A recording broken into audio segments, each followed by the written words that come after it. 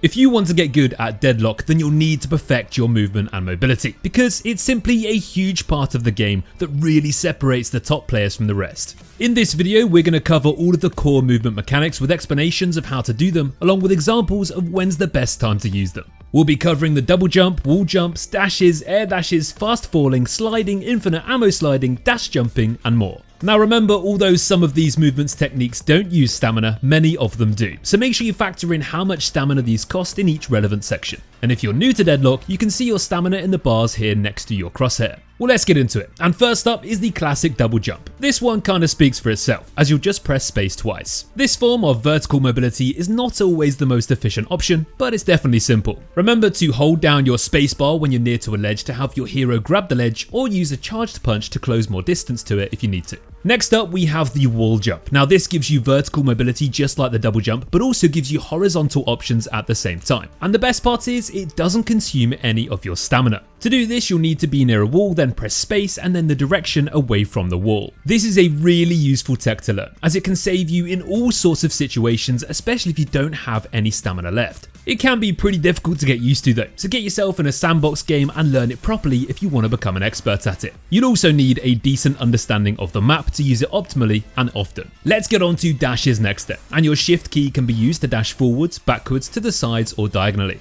Dashing is your bread and butter for horizontal movement, and you'll probably find yourself using this the most for finding cover, retreating, rotating faster, chasing your enemies, or simply dodging abilities whilst you're fighting. The air dash though gives you horizontal mobility whilst you're in the air, allowing you to jump between different rooftops, get better vantage points to engage from, or just navigate the map or combat better too. Unlike the ground dash though, you can only dash once in the air before you land. The air dash is very useful to quickly rotate between lanes by hopping between zip lines, like here in the base, or here between two lanes further up into the map.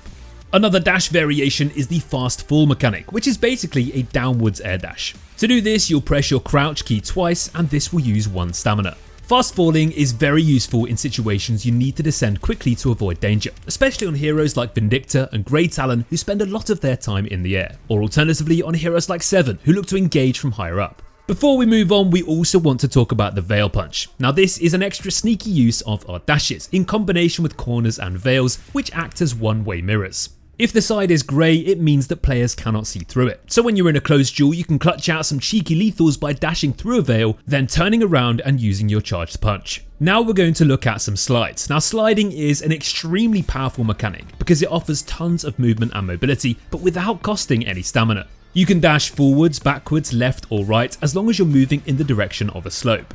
And to do this, you'll be using your control key. Next we have the dash slide, and this is a really common way to use your slide, but it's really useful because it'll extend your other movement mechanics without using any extra stamina. So instead of mashing your shift key to use two dashes in a row and wasting 2 of your stamina, instead you can dash into a slide which only costs 1.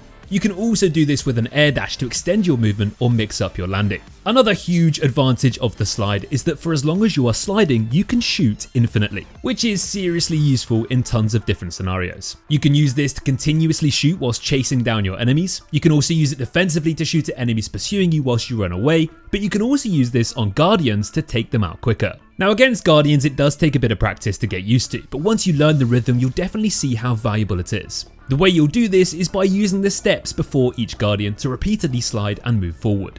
Now you can't do this forever since the stairs are pretty small, but it greatly extends your uptime when taking down these structures. As a final note on sliding, remember that just like crouching, sliding gives you a low profile, so you can use this to move more safely between cover.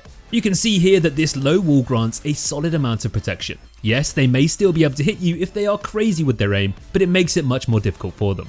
So we've covered jumping, dashing and sliding, but next we have the dash jump, which is one of the trickiest techniques to get the hang of. And as you'd expect, this combos the dash into a jump, which essentially creates an air dash effect. You'll use your dash into a jump, so shift into space, and you'll need to nail the timing to get it perfect. If you are having issues with timing it right, look for the stamina bar here to turn blue and then jump.